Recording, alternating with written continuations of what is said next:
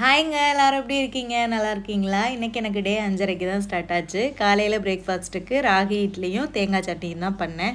ராகி இட்லி மாவு எப்படி அரைக்கிறீங்கன்னு கேட்பீங்க. 1 கப்பு இட்லி அரிசி, 1 கப்பு ராகி, 3/4 கப்பு உளுந்து, 1 டேபிள் ஸ்பூன் வெந்தயம் எல்லாத்தையும் ஒரு 6 மணி நேரம் ஊற வச்சுட்டு அரைச்சி மாவை புளிக்க வச்சிங்கன்னா இப்படி சாஃப்டான இட்லி சுடலாம்.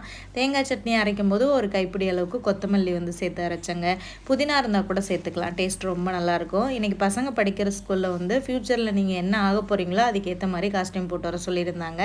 நாங்கள் பசங்களுக்கு என்ன காஸ்டியூம் போட்டு விட்ருந்தோம்னா டாக்டர் கெட்டப் தான் போட்டு விட்ருந்தோம்.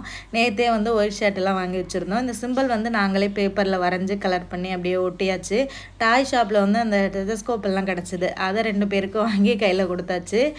ஃப்யூச்சரில் இவங்களோட ஆசை விருப்பம் அது என்ன நமக்கு இப்போ தெரியாது. இவங்களுக்கே இப்போ தெரியாது. ஒரு வயசு வந்தால் தான் நம்ம என்ன ஆக போகிறோம், நமக்கு என்ன இன்ட்ரெஸ்ட் இருக்குது அப்படின்றது தெரியும். ஸோ நம்மளோட ஆசைகளையும் நம்மளோட கனவுகளையும் அவங்க மேலே திரிக்கக்கூடாது. குழந்தைங்க மேலே அவங்களுக்கு என்ன விருப்பம் ஆகணும்னு இருக்கோ அதுக்கேற்ற மாதிரி நல்லா படித்து வாழ்க்கையில் நல்ல நிலைமைக்கு வரட்டும். ஸோ ஸ்கூலில் கொண்டு போய் விட்டுட்டு முகில் ஸ்கூலில் பார்த்து ஒவ்வொருத்தவங்க ஒவ்வொரு மாதிரி வந்திருந்தாங்க. ஒருத்தவங்க பைலட்டு, இன்னொருத்தவங்க டாக்டரு, அப்புறம் இன்னொருத்தவங்க பிஸ்னஸ் மேன் அப்படிலாம் வந்திருந்தாங்க. பார்க்குறதுக்கு ரொம்ப அழகாக இருந்தது. அப்புறம் நாங்கள் வீட்டுக்கு சாப்பிட்டாச்சு. டெய்லி ஒரு கீரை சாப்பிட்ணுன்னு சாப்பிட்டுட்டு இருக்கேன்.